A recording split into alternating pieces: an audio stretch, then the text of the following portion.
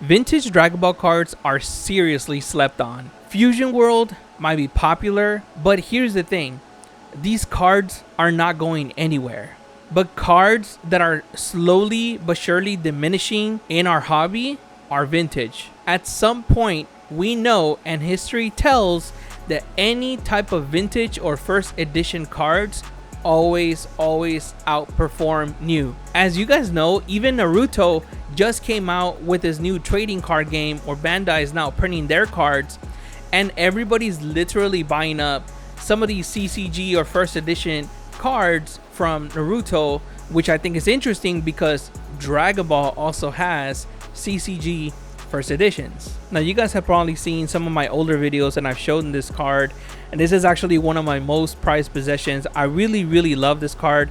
I do have a Majin Vegeta is actually hanging up on my display right now, but I have the CCG here, the Awakening 2008 Vegeta, or Super Saiyan Vegeta. This is actually one of the earlier sets from Bandai, or a card game, and I really think it's interesting that a lot of Naruto fans are buying up CCG, but nobody has focused on CCG for Dragon Ball.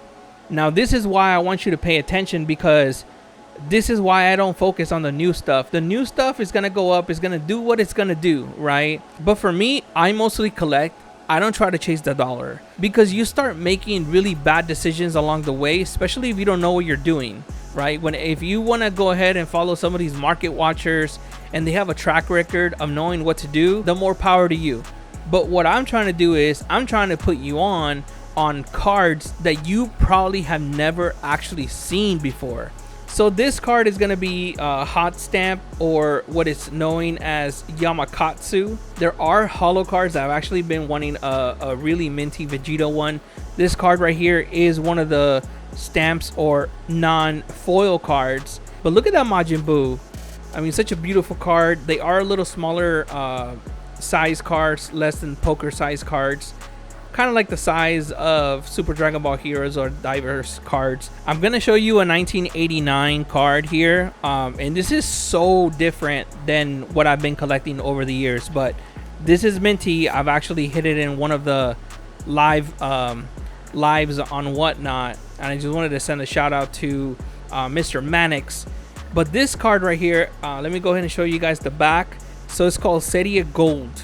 This is not the alt art version. The alt art is like a little bit more gold, like all gold, almost like a gold foil on the back.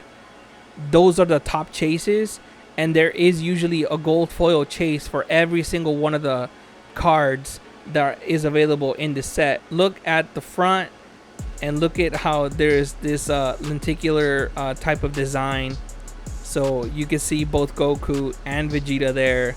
But yeah, this is very minty. But that's what I'm talking about, guys, is that there is so many cards out there that you guys can chase, and you can probably even pick up some of these singles for probably like maybe $10-20 maybe on eBay. And this is why, like, I continue to collect anything that I have never ever seen of Dragon Ball cards. I pick it up like in a heartbeat. So this is Majin Buu Final Explosion Vegeta, Majin Vegeta. So this is another lenticular. This is a little bit newer, but I kind of wanted to put it in the stack there because I don't think a lot of people really know about Morinagas, but that one's a really nice card. Whoa, this is a totally random. So this one's gonna be a 2007. This one is gonna be Data Carddass. So this is gonna be like, it's gonna feel like that plastic card, but look at how badass that looks. Look at the silver lining or there of Vegeta. Really beautiful card. There's gonna be the code on the back, but you'll see there 2007, so a little bit earlier, right? Early 2000s. But yeah, this is a really nice card. I actually have the whole set. I have all the silver Vegetas. I'm actually still missing. There's actually a gold version of these, the gold stamp ones, and then there's a silver ones. This one I picked it up. This is also minty. This is gonna be from Ensky, and this is gonna be 2007 as well. Oh, look at the prism on this card. It's beautiful, So once again, Ensky Co. or Company Limited 2007. So it's another company that actually printed for Dragon Ball. Yeah, so we got Super Saiyan Vegeta, and here is the back. Really, really nice card. But yeah, guys, I'm telling you guys that there is just more out there than just Fusion World. Don't get stuck on Masters and Fusion World. I always go the opposite way of where everyone else is going, because at the end of the day, vintage always wins. Here is another card. It's called Hero Collection Dragon Ball Z Part 3, and this is 1995. So it's gonna be another like type of prism card. It's got the black border there. You can see on the bottom it says Hero Collection. There is, I can't remember how many parts there are. I want to say there's 4, but this is part 3, maybe 5. But yeah, there's all kinds of different parts to it. This one is gonna be 1995, made in Japan. So a lot of people are starting to pick up that One Piece, Dragon Ball collab battle Carddass, which is crazy to me because there is also Dragon Ball battle Carddass cards. So take a look at this Majin Vegeta here. Sheesh. Beautiful card. So here's the back. It'll say Miracle battle Carddass here. I don't think this one's super minty, but it was a pretty good copy I got. But I'd rather have it than not have it. They're pretty hard to find, especially minty. There's very few people that I know that have these cards that are super minty, and they're very low population, guys. And that's what I'm saying. Like, a lot of these cards are very low population when it comes to like either high grades like PSA 10s, because vintage is so hard to grade out of 10. So, but here's another Miracle Battle Carddass card. So I'm gonna go ahead and flip it around. But here's another Vegeta. So as you guys know, I chase Vegeta. So we have 2013 Miracle Battle Carddass, and then we have 2014 on the right here. We have Majin Vegeta. So people are already buying out a lot of these One Piece Miracle Battle Carddass cards from One Piece, and then also I believe there might be some Naruto ones. I'm actually not sure about that. I gotta double check. I think one of the card games that is gonna take off, in my personal opinion, is gonna be Score cards. So the way that you can tell what's a Score card, it'll have this back, like this dragon. It'll say Dragon Ball Z. So it is another card game. So this Vegeta is gonna be from 2000. So this one is gonna be from a starter deck, 2000, and it's an unlimited one, because the only way that you're able to tell it's unlimited or limited is that it has a stamp on the bottom right hand corner. If it doesn't have a stamp, it's not limited edition. If it has a stamp on the bottom right hand corner, is a limited edition. I got another Super Saiyan Vegeta starter deck here. This is what is called like a high tech. That's what they call them, high tech. HI and then TECH. So this one, I'm not gonna take it out of the sleeve either, because I actually kind of cleaned it up, and I wanted to get this graded. But this is probably one of the cleanest ones I have. But this was gonna be another Super Saiyan Vegeta, and it's gonna be another starter deck. So the only way that you can get these are from these vintage Score starter decks. So yeah, they're really, really hard to get to. There's another one here. I do have a limited edition Vegeta starter deck here. This one's gonna be from 2000 as well, Score card. This one's gonna be this one's a beauty in my opinion, because it's got the Z in the back. It's all silver, and if you guys notice, guys, a lot of these vintage cards, not a lot of cards on Dragon Ball are all silver or all gold, except for these brand new energy markers or silver energy markers from Fusion World. But if you guys go back, there's very, very few of these, and of course they're a lot harder to grade, because it's pretty much all silver foil, and they can get scratched very easily. The ones that are a little bit more valuable, in my opinion, are going to be the Vegeta cards And the Super Saiyan 3 Goku always does really well. There is a limited edition Super Saiyan 3 Goku out there. It's what is called a personality card, or a personality. But this is another scorecard by from Vegeta, and this is what is an alt art version of this card.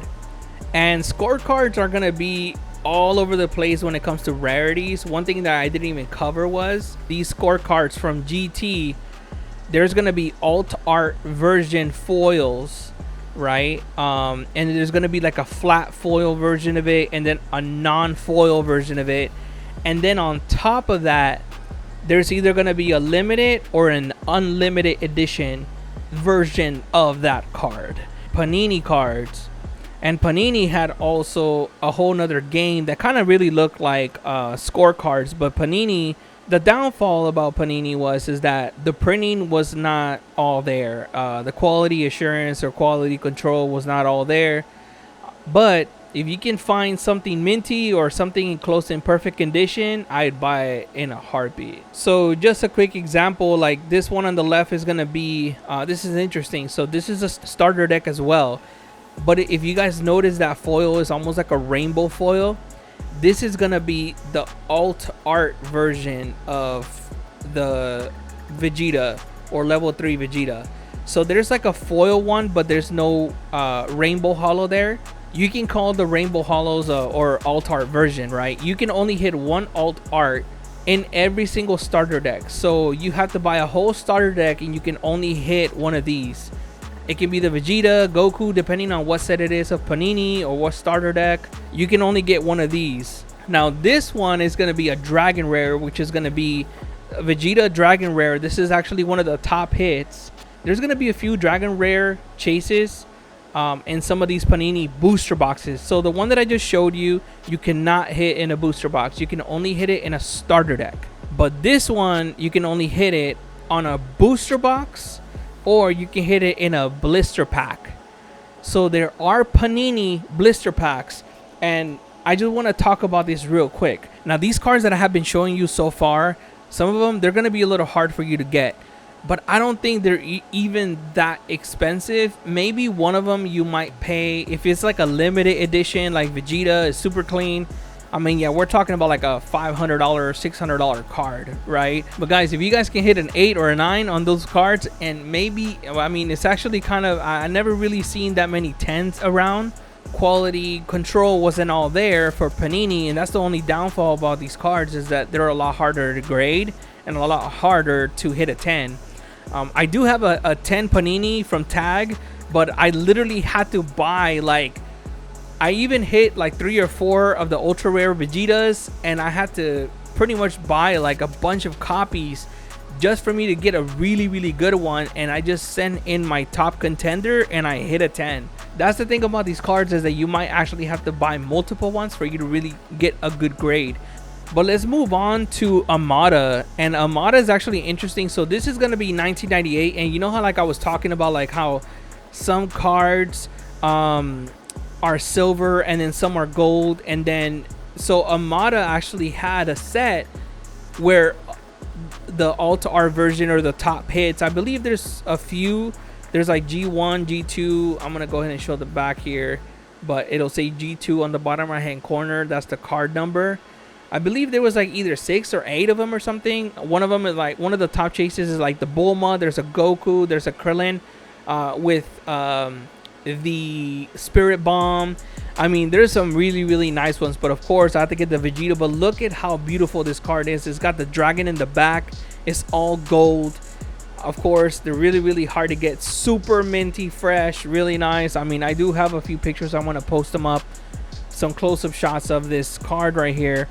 This card even looks way better than the Gold Leader Vegeta, and I dare to say that because it's the truth. I mean, this is a beauty. But let's go ahead and go back to what I think is gonna be some of the biggest chases for even Vegeta or Dragon Ball. And I'm just talking about Vegeta here, right, guys? Like, I mean, just whatever your character is, Bulma, there's gonna be all these vintage cards available for you. But I want to show you a 1989 Carddass by Bandai. So this one is gonna be Planet Arlia Vegeta. And you know, he's got that red hair and he's got that vintage battle suit. I mean, this is gonna be one of those beauties, one of those chases. And these cards are almost non-existent. I mean, they're super hard to find, and then they're very beat up, you know, if you try to find them on eBay. But guys, if you guys can get something crispy, I mean, get it. I'm gonna keep putting out content about vintage cards because I feel like even the past couple of years, there's so many vintage Vegetas out there, vintage cards that I can show you and that I have in my collection, but it's just so much for me to cover. But I just wanted to just really put you guys on some of these vintage and what is possible, what other cards you guys are able to chase without you guys having to worry about all these Fusion World cards, even trying to get a booster box, you know, because right now it's getting harder to even find cards. And that's the frustrating part, is that the hobby is going through a lot of pressure. And when there's a lot of pressure, right, you can't get to the cards, you can't enjoy the hobby anymore. You start thinking about, you know, should I really leave the hobby now? Like, I can't even find a booster pack. Should I just move on to Naruto, or like should I just move on to Pokemon? I don't know what other TCGs are out there for you. What I will say is that vintage has never steered me wrong.